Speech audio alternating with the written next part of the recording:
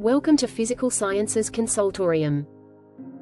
This video is part of the series Misconceptions About Space, where we examine familiar ideas that feel obvious but quietly need refinement when physics is applied. In this episode, we ask a common question: do we really see the past in astronomy? It is often said that when astronomers observe distant objects, they are looking back in time. A galaxy a million light-years away is seen as it was a million years ago. This phrase is repeated so often that it feels like a literal description of what telescopes do.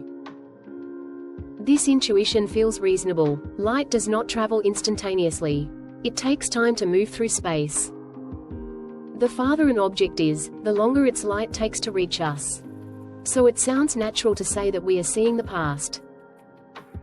But this way of speaking can quietly distort what is actually happening. Astronomy does not give us access to the past as a place. It does not allow us to look backward through time itself. What it gives us is delayed information. When light leaves a star or a galaxy, it carries information about the conditions at the moment it was emitted. That information travels through space and eventually reaches our instruments. The delay belongs to the signal, not to time itself. We are not watching earlier moments replayed. We are receiving messages that took a long time to arrive. This distinction matters. Seeing the past suggests something active, as if we are choosing a moment in history and observing it directly. In reality, we have no such control. We can only observe signals when they finally reach us. Astronomy is therefore not a form of time travel.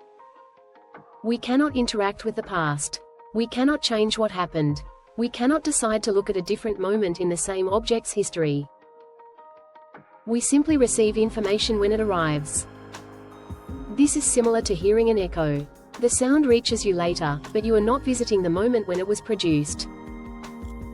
You are just hearing delayed information now.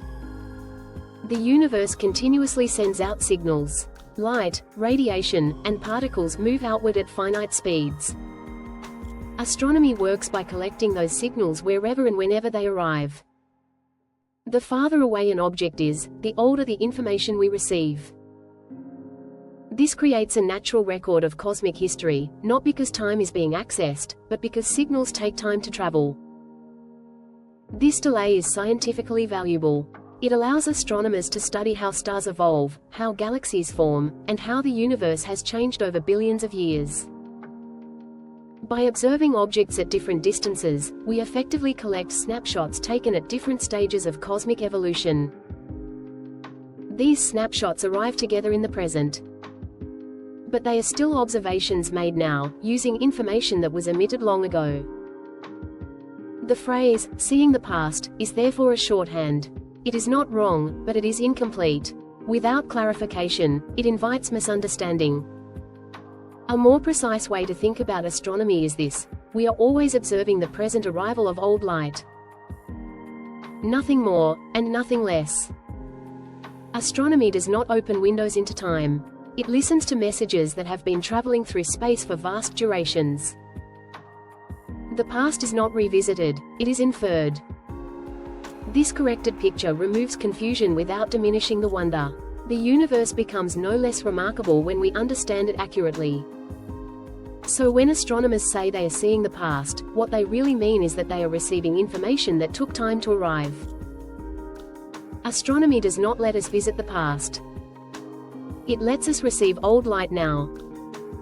If this way of understanding space science is useful to you, this is exactly what Physical Sciences Consultorium exists for.